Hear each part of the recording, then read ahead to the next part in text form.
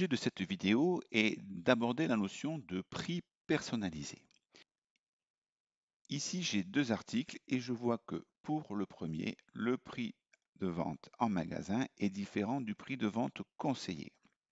Si je vais sur cet article et dans sa fiche, je vois que le prix de vente TTC à 10,90 est différent du prix conseillé. Je constate aussi qu'il y a ici un pictogramme qui stigmatise le changement de statut. Je vous en parlerai tout à l'heure sur la fonction de ce pictogramme. J'attire votre attention sur le fait que l'existence d'un prix personnalisé sur un article a deux conséquences.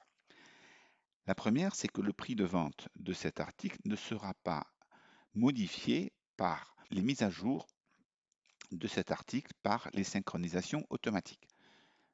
Les synchronisations pourront changer les prix d'achat, les statuts, différentes choses éventuellement dans la fiche article, mais pas ce prix de vente magasin. Vous avez choisi de le modifier à partir de ce moment-là, c'est à vous de le gérer. La deuxième conséquence, c'est que lorsque vous avez un prix personnalisé dans le magasin, les promos de la centrale qui s'appliquent à ce produit sont calculés par rapport au taux de remise effectué sur le prix conseillé. Donc, ce taux de remise sera appliqué à votre prix de vente et ne sera pas forcément le même qu'il y a sur le catalogue et le site internet. Donc, une solution, c'est de remettre cet article au prix de vente conseillé pendant la promotion de façon à ce qu'il soit géré parfaitement du point de vue du tarif. Maintenant, comment est-ce qu'on peut remettre un article dont le prix est personnalisé sur le prix de vente conseillé? Eh bien, tout simplement en cliquant sur le pictogramme qui est ici.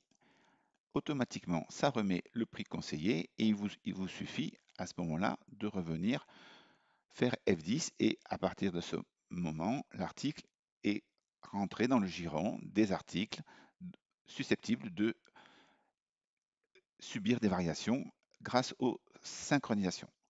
Maintenant, un petit détail, parce que vous allez certainement trouver des articles comme ça, comme celui-ci. Je vais sur le F4 et vous voyez bien que le prix de vente TTC soit identique au prix conseillé, cet article est considéré comme un prix personnalisé. Dans ce cas, on peut évoquer deux raisons. La première, c'est que vous aviez choisi un prix de vente TTC à 12,99 alors que le prix conseillé était différent et que c'est le prix conseillé qui est remonté au niveau de ce prix de vente. Mais cela n'a pas changé le statut de l'article pour autant. La deuxième chose, je vais vous montrer que si je remets cet article au prix conseillé, je le valide. Voilà, je reviens sur la fiche article.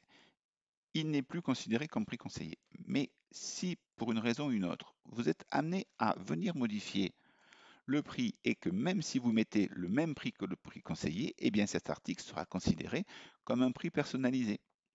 Voilà. Donc, ne vous étonnez pas si des articles comme ça qui ont les prix identiques. C'est une raison un peu historique qui fait que cette situation existe. Maintenant, on a vu comment modifier les prix personnalisés en cliquant sur ce pictogramme et en faisant F10 pour valider l'opération. Je peux aussi vous montrer qu'on peut faire des opérations groupées. Je ferme ça, je fais une recherche article. Les articles en cours, dans l'onglet filtrer par prix, je cherche les prix de vente personnalisés et avec la notion de stock, je peux réduire ma liste éventuellement aux articles en stock uniquement. Je fais une recherche et j'ai tous ces articles-là qui sont des prix personnalisés. J'en choisis deux, je les affiche. Les prix de vente sont tout à fait personnalisés et pour faire l'opération groupée, je me positionne sur la première case de la colonne vente magasin et je fais F7 propager, appliquer le prix conseillé. Tous les articles sont alignés sur le prix de vente conseillé. Je fais F10 et l'opération est terminée. Voilà. vous en savez assez pour gérer vos prix personnalisés dans votre magasin. À bientôt pour une prochaine vidéo.